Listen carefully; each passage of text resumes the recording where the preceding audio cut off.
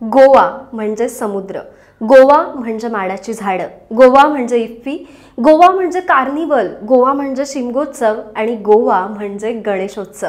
इथला सर्वात मोठा सण म्हणून गणेशोत्सवाची चर्चा असतेच, पण इथल्या जेमतेम 60 ते 70 हजार लोकसंख्येच्या केपे परिसरातल्या श्री सार्वजनिक गणेशोत्सव मंडळाची सर्वाधिक चर्चा गणेशोत्सव काळात गोव्यात असते.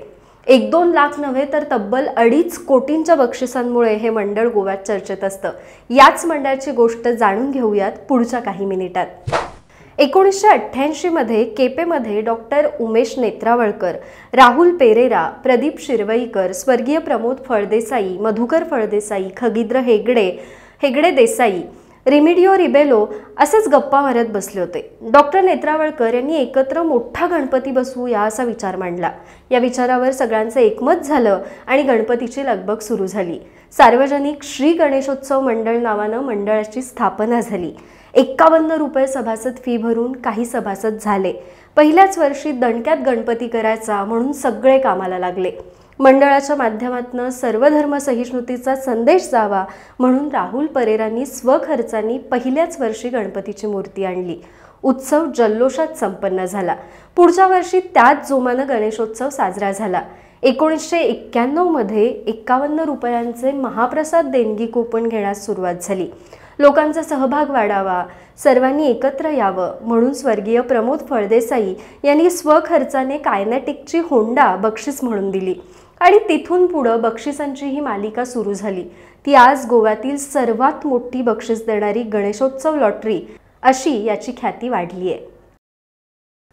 Fortuner, Scorpio, Taigun, Grand Vitara, Kushaq, Brezza, Venue, Fronx, Exter, Punch या 4 व्हीलर आणि 5 इलेक्ट्रिक बाईक अशी एकूण 2.5 कोटींची बक्षिसं या मंडळाकडून यावर्षी देण्यात येत आहेत. यासाठी फक्त 300 रुपयाचं महाप्रसाद पावती कुपन घ्यायचं आणि लकी ड्रॉमध्ये टाकायचं. गेली 32 वर्ष सातत्यानं या कुपन आणि बक्षिसांचा नियम मोडलेला नाही. कुपनची रक्कम वाढत गेली तशी बक्षिसं वाढत गेली. 27 तारखेला रविवारी चक्क ही कुपन्स घ्यायला लोकांनी गर्दी केली होती. हजारो लोक सकाळपासून रांगेत उभे होते. दरवर्षी 1 लाख कुपन्स छापली जातात. लोकांकडून येणाऱ्या पैशाचा लोकांनाच फायदा व्हावा म्हणून ही बक्षीस योजना सुरू केली गेली. लोकांच्या अपेक्षा दिवसेंदिवस वाढत गेल्या. बक्षिसांच्या सोडतीत पारदर्शकपणा ठेवल्यानं लोकांचा विश्वास टिकून राहिला आणि मंडळाची ख्याती वाढत गेली असं मंडळाचे अध्यक्ष इच्छित फळदेसाई सांगतात. कुणीही स्पॉन्सर नाही, कुणाकडून देणगी नाही. फंडपेटीत जमा होणारे पैसे आणि कुपन्समधून जमलेली रक्कम यातून या मंडळाचा 9 दिवसांचा भव्य उत्सव होतो. यामध्ये स्थानिक कलाकारांचे तियात्र, नाटक, सांगीतिक मैफिली, व्यावसायिक नाटकं यांच्या आयोजनासाठी खर्च केला जातो. बक्षिसांव्यतिरिक्त मंडळातर्फे केपेमधल्या होली क्रॉस हायस्कूल आणि पोप जॉन हायस्कूल या शाळांमधल्या आर्थिकदृष्ट्या कमकुवत असणाऱ्या 10 विद्यार्थ्यांना प्रत्येकी 7,000 रुपयांची स्कॉलरशिप दिली जाते. याच परिसरातील government college of arts, science आणि कॉमर्समधल्या विद्यार्थ्यांना प्रत्येकी 10,000 रुपयांची शिष्यवृत्ती दिली जाते. याशिवाय लोकविश्वास या विशेष मुलांच्या शाळेतील विद्यार्थ्यांचा एक खास कार्यक्रम करून या शाळेलाही आर्थिक सहकार्य केलं जातं. ही कुपन्स घेण्यासाठी लोकांची अक्षरशः झुंबड उडत असते. दरवर्षी नव्यानं बक्षिसांची संख्या वाढत असते, पण मंडळातील सदस्यांची संख्या मात्र 115च्या वर जात नाही.